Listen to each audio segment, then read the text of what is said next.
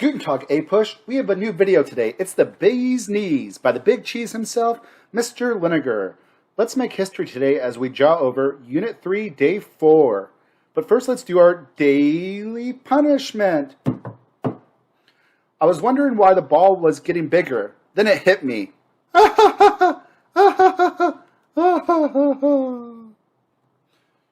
Your key terms for today are McCulloch v. Maryland, Fletcher v. Peck, Gibson v. Ogden, Dartmouth College v. Woodward, Cohens v. Virginia, John Marshall, John Quincy Adams, the Adams-Onis Treaty, and the Monroe Doctrine. We're going to go over judicial nationalism of the Marshall Court and foreign policy under Monroe. So if you remember, John Marshall became the Chief Justice at the very end of John Adams' presidency. He was a Federalist, he's a nationalist. As Chief Justice of the Supreme Court, he's going to try to strengthen the power of the United States judiciary branch. He's going to try to strengthen national laws over state laws, and he's going to try to protect the sanctity of private contracts. We already talked about Marbury v. Madison. We're going to talk about some other cases during this time period in the era of good feelings. The first one is Fletcher v. Peck. Here's what happened in Fletcher v. Peck. The Georgia legislature is going to grant 35 million acres of land to private speculators. A lot of the reasons they did this was they were bribed. The next legislator is going to cancel this action. The original landholders are going to sue because they're going to say you can't take away our private contract.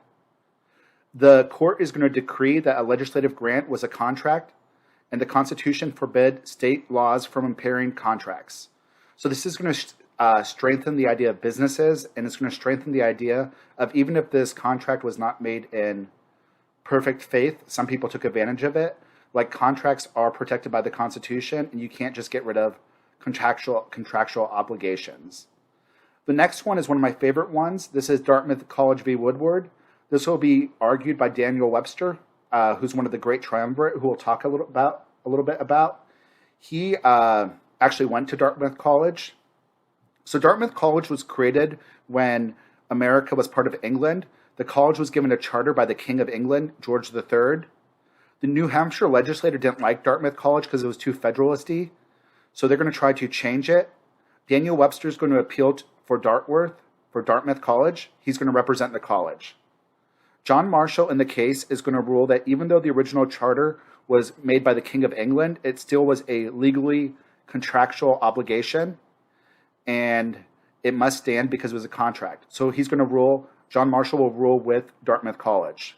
The importance of this case is this will keep businesses from state domination, but it will release chartered corporations from public control. So this will protect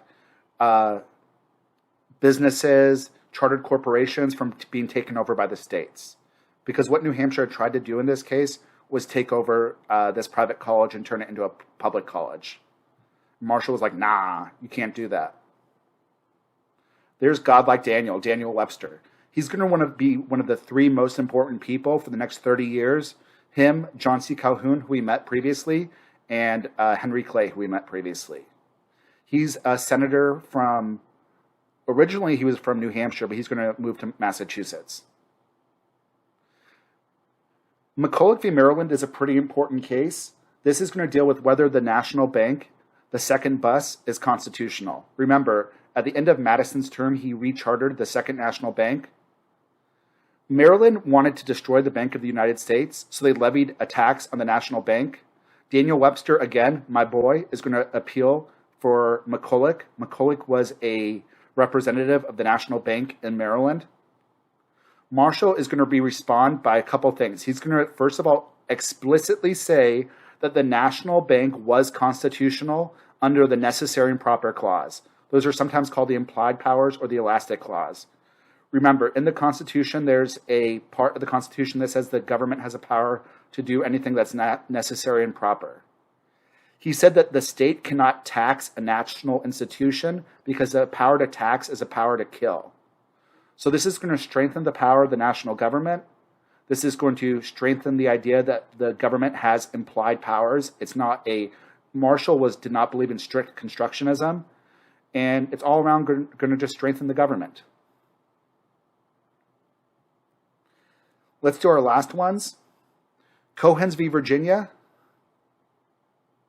Cohen's family were going to be found guilty by the state of Virginia for illegally selling lottery tickets. They are going to appeal to the Supreme Court. Virginia is going to win, kind of, this case.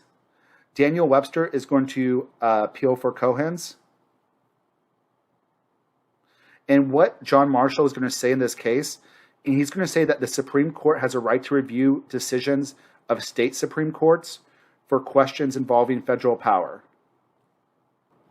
So in this case, what's going to happen is Marshall is going to say that the Supreme Court has the right to overrule state Supreme Court decisions because states also have their own Supreme Courts. So by Marshall doing this, he's strengthened the power of the national government over the states. But after he says that Cohen's was still guilty anyways. But what this does is it does give the federal government, the Supreme Court, power over states. Remember, a lot of Marshall's thing is in strengthening the national government. Gibson v. Ogden is another Supreme Court case. New York was trying to grant a private monopoly of commerce conducted along a stretch of water between New York and New Jersey. Daniel Webster is going to appeal to, he's going to appeal for Gibbons. Gibbons will be arguing that what they're doing is unconstitutional. So what was happening in this case is Ogden was given a private monopoly from New York to just control the waterway, but the waterway stretched to more than one state. Gibbons will be arguing that a state cannot do that. They can't grant a private monopoly for interstate commerce. Interstate means more than one, it's traveling through more than one state. Marshall is going to point out to Article 1, Section 3 of the Constitution. He's going to say that the federal government is given powers to navigate and to control interstate commerce. So what New York was doing by giving a private monopoly was illegal. He's going to rule it unconstitutional. So, in general, here's what my boy John Marshall did. He's going to, his decisions will still be felt today. He'll strengthen the national government over the power of states. He'll create a stable and uniform environment for business and protect the sanctity of contracts. So very pro-capitalist, pro-national government. Anti-states' rights. Let's talk about some foreign policy under Monroe. James Monroe's Secretary of State was John Quincy Adams, probably the greatest Secretary of State in American history. He's going to do a couple of big things. He's going to sign the Anglo-American Convention of 1818 between America and Great Britain.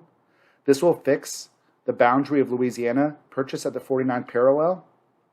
Also, they'll provide a 10-year joint occupation of Oregon because both America and Great Britain were claiming Oregon.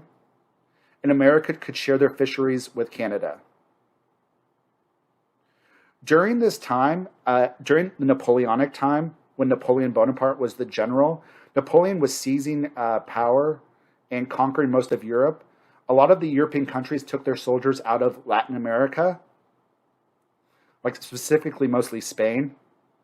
So during the Napoleonic War, Spain took their soldiers out of Latin America and out of Florida. Andrew Jackson, who we talked about before, the hero of the Battle of New Orleans, is going to invade Florida illegally because, like, Florida was part of Spain's.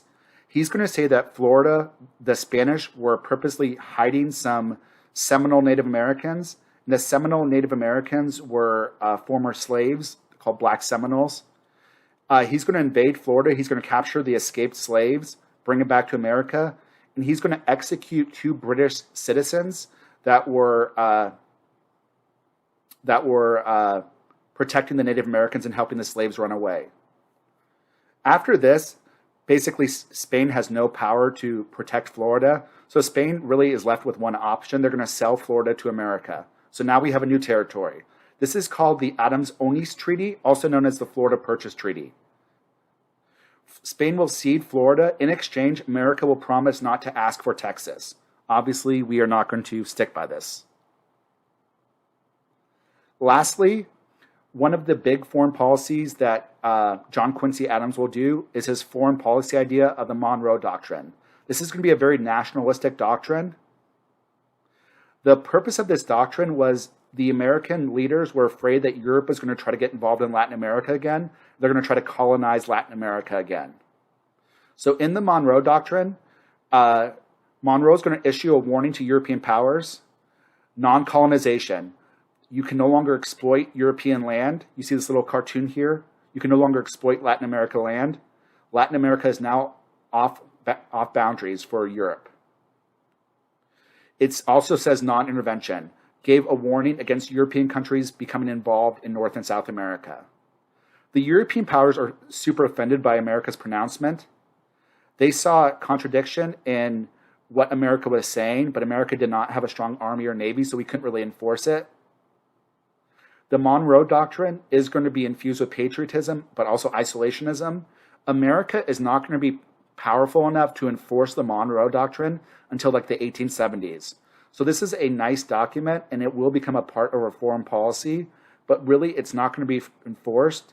It's just empty words up until the 1870s because we don't have a strong army and we don't have a strong navy. But the purpose of this was to tell Europe, get your hands off America. Get your hands off the Americas. We're the protectors of the Americas now. All right, kiddos, and that's all I have for you for today. Until next time, deuces. Deuces, yeah.